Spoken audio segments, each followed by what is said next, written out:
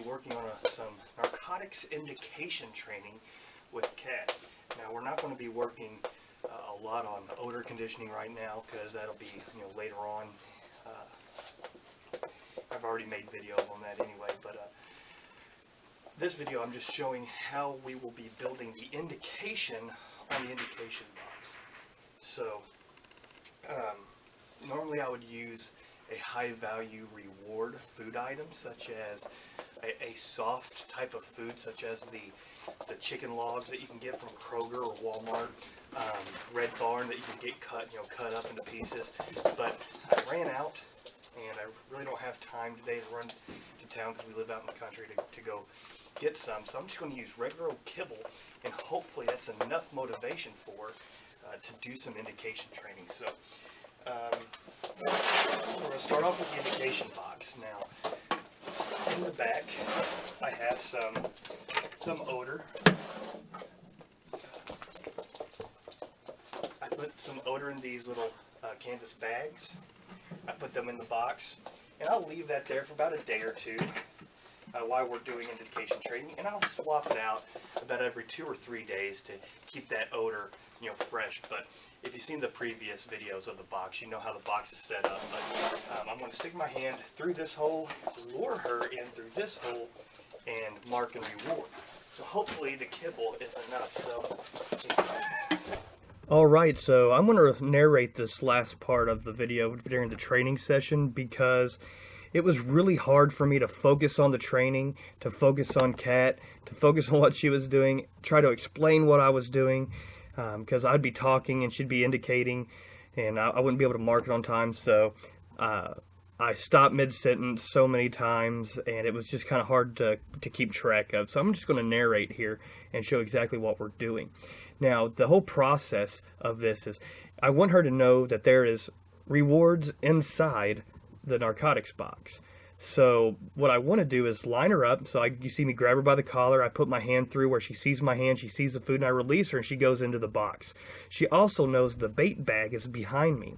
So she's wanting to go past me to the bait bag and just kind of skip the work. So what I'm doing is I'm lining her back up to the hole to where she realized, hey, if I just stay here close to the box, I'll get more and more rewards instead of trying to run away. And what I'm doing is I'm grabbing a handful of kibble, and when she goes in, I mark and I release one piece at a time and reward her. Anytime you use positive reinforcement, the key is to have as many repetitions as possible to create that conditioning. If you're using tugs and balls and ball launchers and things like that, you get less repetition because, well, one, the dog indicates, you have to throw the tug, the dog grabs the tug or grabs the ball, then you have to play with the dog, have a little session, out the dog, have the dog go back, and you're not really developing behavior at that point. That's good to maintain that behavior and to increase motivation, but when you start off, positive reinforcement is the best because here in the session we probably did 100 or 150 at least positive reinforcement rewards. And as you see it, it's working a little bit faster. Now, one of the mistakes you see here is the hole's big, because, this hole is, primarily for adult dogs as well. And I'm not paying very much attention to her, and she's actually poking her entire head in there and getting stuck. Now, some dogs, this could be very stressful, and they can become apprehensive to the box. Luckily, Cat's not. But you don't want your dog to punch their entire head in the hole. You want to keep your hand right on the inside of that hole to where you can stop that from happening. But here, she's sticking her nose in. I'm just saying yes, yes, yes, reward, reward, reward. So she's learning, hey, if I stick my nose in here, I'm getting that reward. Now, usually for me personally, by the end of the first session or the first day of sessions, I want to be able to sit back and have the dog go to the hole, stick the nose in the hole, get marked, remove their nose from the hole, and come back to me to obtain that reward. The reason I see a lot of problems with a lot of older dogs that have horrible indications is they don't have a clear understanding of cause and effect with the indication. If you have ball launchers, this is where they pull away from odor a lot. They go and they indicate, but they pull away from anticipation of the ball or the tug to miraculously appear. And if they're indicating and you're reaching in your bag or your pocket trying to get the tug out, they're pulling away from odor all the time. In this type of training, in this method that I use, the dog understands from the very beginning cause and effect. It knows this is where the odor is. This is the indication. I must do the indication to get released for a reward. It's kind of like sit. Once the dog understands sit, you say sit. The dog knows you have the reward. It will sit and wait until released to come back to you. So as you see here, in just, a minute, 2 minutes, my hand's outside of the box. She's spinning around. She's trying to figure out what I want. She sticks her nose in the hole. Bam, mark and reward. She says, that's where the food is. It's in that cup. I can smell it. And she gets excited, runs away. I call her back. She sticks her nose in the hole. Mark and reward. I wait out a little bit more, and boom, she went to the side hole. Mark and reward. So she's already understanding what needs to be done to receive that reward. I'm not hiding the fact that I have the reward from her. She knows full and well that I have the reward. But she's learning to get that reward. She has to do what I expect her to do. And this is how we develop a very strong indication response from the very beginning. So here she's sitting. She's wanting in that cup. I'm just waiting her out. I'm waiting for her to offer that behavior. She's smelling the floor, and bam, mark and reward. Now, there's a few times that you'll see her go to the hole that I don't reward. That's because it's hard to tell. She's just hovering her nose outside of the hole. She's going to odor, but she's not sticking her nose in that hole to get the reward. If you reward those outside of the box, then they'll become more and more lazy, and they won't get as close as possible to that odor later on. Because the goal is to get their nose as close to the odor as possible. Another thing I'd like to point out is I do drop a few pieces of kibble during this training. You can't hear it, but as soon as I drop it, I'll say, find it. So in her mind, it's not that I dropped it.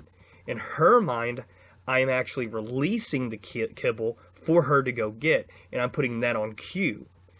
As a puppy and as a young dog that's starting training, I want them to think that I make no mistakes.